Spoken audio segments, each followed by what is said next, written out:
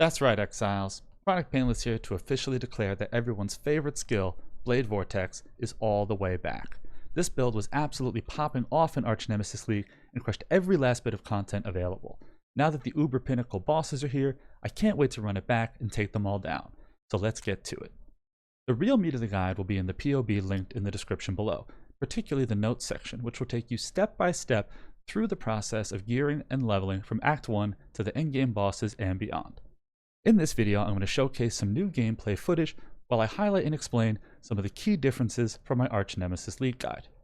Even though this patch contained no balance changes, I've still learned a lot about how this build actually feels in light of the vast number of changes from patch 3.17, and so I wanted to release a revamped guide that takes into account all of my discoveries about blasting with the newly buffed BV in the Siege of the Atlas endgame.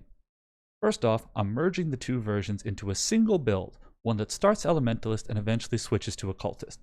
It may sound clunky, but I truly believe that this is the best way to evolve your build in the current meta.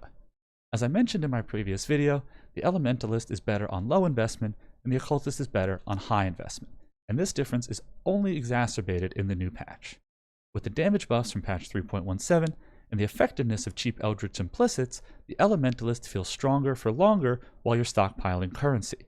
During Arch Nemesis League, I found it hard to justify respeccing when I was still cruising through content and farming fast. In my opinion, skipping over the Elementalist and going straight to the Occultist, while still viable, would be doing yourself a disservice. The Elementalist is just that good.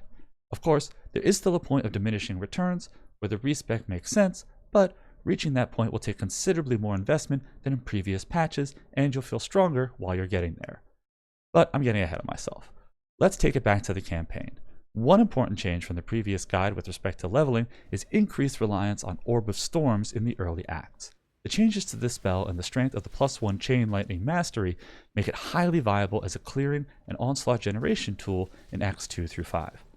Another important difference is that adding the Desecrate Cremation combo in Act 6 is no longer worth the trouble. With the buffs to BV's damage, Act bosses will essentially melt before you can even finish casting your curse and the combo. Moving on to early mapping, the switch out of Elemental Overload and into Critical Strikes can be made much sooner with the advent of Brittle Ground. As soon as you have this effect on a decent pair of boots, you should be able to crit cap yourself with little other investment. Even the lesser version is more than enough to consistently apply the debuff to bosses, which is where it's needed most, so be sure to spam your lesser Eldritch Embers as soon as you have a halfway decent pair of boots. Of course, Brittle Ground isn't the only amazing Eldritch Implicit that's changed the way this build can work. Chief among these is the physical to cold conversion Eater of Worlds mod for gloves.